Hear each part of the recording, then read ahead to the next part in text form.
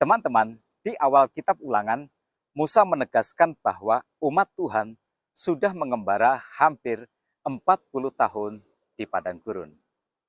Mereka sudah melewati masa-masa yang sulit, mereka sudah menghadapi banyak sekali tantangan dan juga rintangan.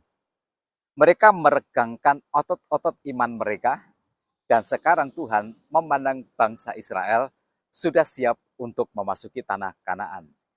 Nah, saat teduh kita pagi ini, dari kitab Ulangan pasal 2 seluruhnya, di ayat yang ketiga Tuhan berfirman, telah cukup lamanya kamu berjalan kelilingi pegunungan ini, beloklah sekarang ke utara. Ya, bangsa Israel sudah cukup lama hanya berputar-putar saja. Mungkin ada sebagian di antara kita yang hidupnya sama seperti bangsa Israel, berputar-putar saja. Dari satu masalah ke masalah yang lain, dari satu kesulitan ke kesulitan lainnya. Atau gali lubang untuk tutup lubang. Nah, ada orang-orang yang hidupnya hanyalah sebuah rutinitas saja, sibuk dari satu kesibukan ke kesibukan yang lainnya, tetapi tidak pernah mengalami kemajuan. Tuhan berfirman, telah lama kamu berjalan kelilingi pegunungan ini. Nah, saya ingin meminjam ungkapan ini untuk menggambarkan sebuah keadaan yang lain. Sudah lama kamu mengelilingi gunung kesuksesan ini, tetapi kamu cuma mengelilinginya saja. Tidak pernah naik sampai ke puncaknya. Atau keadaan yang seperti ini. Sudah lama kamu mengelilingi gunung masalah, gunung rintangan, tetapi kamu cuma mengelilinginya saja. Kamu belum betul-betul bisa melewatinya.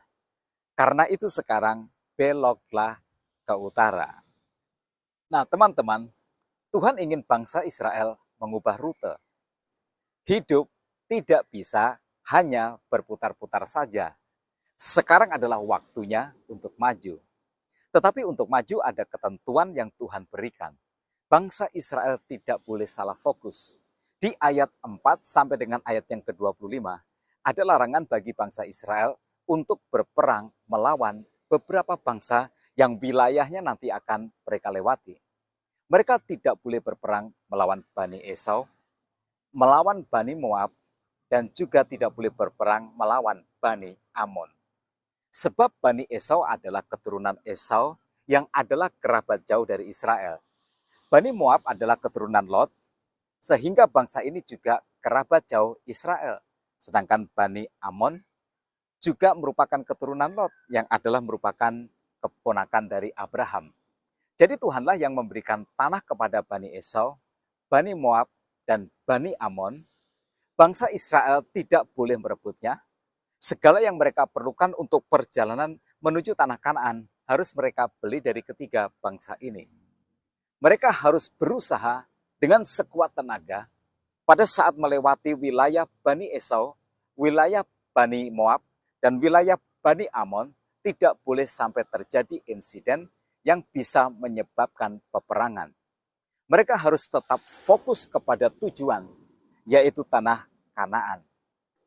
Nah, teman-teman, ini adalah sesuatu yang sangat penting untuk kita ambil sebagai sebuah pelajaran.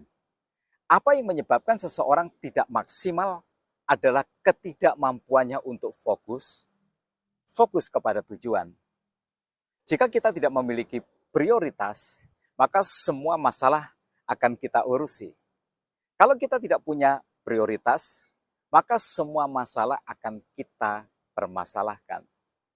Di samping masalah fokus atau prioritas ini, Tuhan mengajar pentingnya untuk memelihara persaudaraan, sekalipun itu dengan saudara jauh, yang mungkin saja memiliki kepercayaan dan budaya yang berbeda.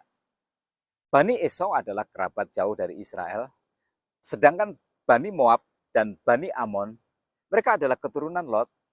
Maka kedua bangsa ini juga adalah kerabat jauh dari Israel. Jadi Tuhan melarang mereka untuk saling berperang. Nah, yuk kita bandingkan dengan situasi sekarang ini. Dengan kegemaran aneh dari beberapa orang Kristen tertentu. Ada orang yang dengan mudahnya menyesat-nyesatkan orang Kristen lainnya karena perbedaan doktrin atau gaya beribadah.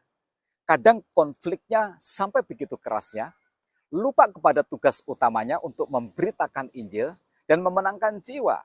Seakan-akan 273 juta jiwa rakyat Indonesia itu sudah Kristen semua. Padahal Kristen di Indonesia itu tidak lebih dari 10,3% saja. Bahkan di wilayah tertentu jumlah Kristennya tidak sampai 1% seperti Jawa Barat. Halo, yang suka berantem, memberantemi orang Kristen lain, kamu sama sekali tidak gagah. Kamu pengecut yang jelas-jelas sesat secara doktrin Kristen karena tidak percaya Tuhan Yesus, tidak percaya Yesus adalah Tuhan dan Juru Selamat, yang menganggap Tuhan Yesus cuma nabi dan tidak percaya Tuhan Yesus disalibkan. Kamu diam saja. Kamu tidak ajak berantem. Beraninya kamu dengan sama-sama Kristen, sama-sama anak Tuhan. Karena itu, yuk kita bertobat. Fokus kepada panggilan kita untuk menjadikan segala bangsa murid Tuhan. Kita tidak boleh sombong rohani, merasa diri lebih hebat dan lebih benar daripada semua orang lain. Tuhan berkata kepada Israel, tanah yang didiami Bani Esau, Bani Moab, dan Bani Amon, aku yang memberikannya. Kamu tidak boleh merebutnya, kamu tidak boleh berperang melawan mereka, karena mereka saudara jauhmu. Di ayat 26 sampai dengan 37, Israel harus berperang dengan bangsa Amori karena rajanya menolak pesan perdamaian. Bangsa Amori adalah keturunan Kanaan bin Ham dan cikal bakal orang-orang Palestina. Tuhan menyerahkan orang Amori ini kepada bangsa Israel dan peperangan dengan mereka menandai Israel mulai memasuki tanah Kanaan. Mereka adalah musuh yang sesungguhnya. Nah, teman-teman, di pertempuran yang tidak bisa kita hindari, bertempurlah tanpa ragu. Menangkan setiap peperangan, karena menang dari musuh sejati kita, akan membawa kita kepada kehidupan yang dimuliakan Tuhan. Nah, tetap semangat dalam kehidupan. Tuhan Yesus memberkati kita semua.